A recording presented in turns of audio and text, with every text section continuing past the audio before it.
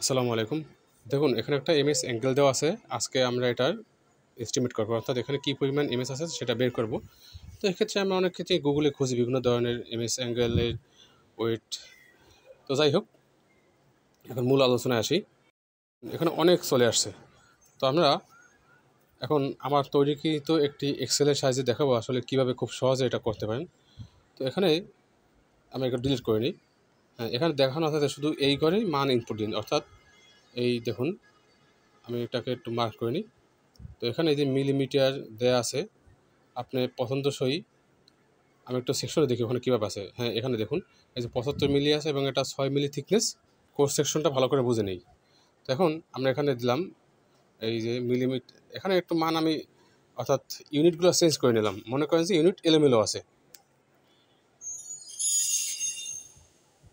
এখন মান দেবো। তো এখানে আমাদের আছে 75 মিলিমিটার, এটা 75, এখানেও আছে 75 অর্থাৎ কোর্স সেকশন। আর এটা আছে থিকনেস 6 মিলি। দেখুন এই যে 6 মিলি থিকনেস দেওয়া আছে, তো আমরা 6 দিলাম। এখন এগুলোকে আমরা সব মিলি করে দিই, যেহেতু আমাদের কোর্স সেকশন অনুযায়ী মিলিমিটার দেওয়া আছে আর থিকনেস আছে মিলিমিটার এবং এটা লেন্থ আছে কিন্তু 1 মিটার। দেখুন এখানে ইঞ্চিস দেওয়া আছে, তো আমি এটাকে 1 মিটার নিলাম। 1 মিটার চলে আসলো। দেখুন এখানে মান চলে আসছে। এখন দেখি এখানে কত মান আসছে। এখানে আসছে অর্থাৎ 6.78। তাহলে দেখেন আমার কত আসছে, আমার ঠিক একই রকম আসবে। এখন দেখুন 6.78 এবং সাথে অন্যান্য আরও কিছু মান আসছে। তো আমার এখানে কিন্তু 1/100% মান আসবে অন্যান্যদের থেকে।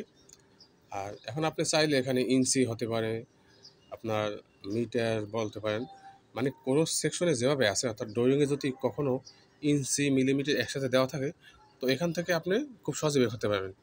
আর নিচে একটু খেয়াল করুন, এই যে পেরিমিটার দেওয়া আছে, এরিয়া দেওয়া আছে, এটা কিন্তু আমার কোর্স সেকশনে যে মানগুলি আসছে হিসাব করার পর এটা আপনাকে চেঞ্জ করার দরকার নেই, এখানে হাত দেওয়ার দরকার নেই, এটা এভাবেই থাকবে। এটা জাস্ট শুধু জানার জন্য। তো দেখুন এই যে এখানে ডিটেলস যেটা দেয়া আছে, একটু দেখি আর একবার। তো দেখুন এই জায়গাটাতে আপনার তেমন কোনো কিছু দরকার নেই, এখানে জাস্ট শুধুমাত্র জানার জন্য নেওয়া। তো এভাবে চাইলে আপনি সহজ হিসাব করতে পারেন। তবে একটা কথা মনে রাখবেন যে আসলে এই সহজ পদ্ধতি এটা হিসাব করার ক্ষেত্রে পাশাপাশি কিন্তু আপনাকে কনভার্সনগুলো খুব ভালো করে মনে রাখতে হবে। কারণ এটা মনে না রেখে যদি আপনি কখনো হিসাব করেন তাহলে কিন্তু অনেক কিছু ভুলে যাবেন। একটা জিনিস খেয়াল করুন, এই যে নিচে দেখুন মিটার স্কোয়ার আছে, এখানে ফিট স্কোয়ার আছে, আপনি এই মানগুলি যে কোনো, আর এই যে দৈর্ঘ্য আছে এখানে আপনি চাইলে যে কোনো ফরম্যাটে দেখতে পারেন, অর্থাৎ যেমন সেন্টিমিটারে দেখতে পারেন, মিটারে দেখতে পারেন। সেক্ষেত্রে আলাদা আপনাকে ওই অন্য কনভার্ট করার জন্য আলাদা কোনো ফ্যাক্টর দিয়ে গুণ করতে হবে না বা ভাগ করতে হবে না, অর্থাৎ শুধু মান বসিয়ে দেবেন, তাহলে মানগুলি পাওয়া যাবে। তো এইগুলি হিসেব করার ক্ষেত্রে বা আপনাকে আগে ভালো করে জানতে হবে, কিন্তু কখনো না বুঝে মুখস্থ করবেন না বা না বুঝে কখনো এক্সেল ব্যবহার করবেন না। ধন্যবাদ সবাইকে।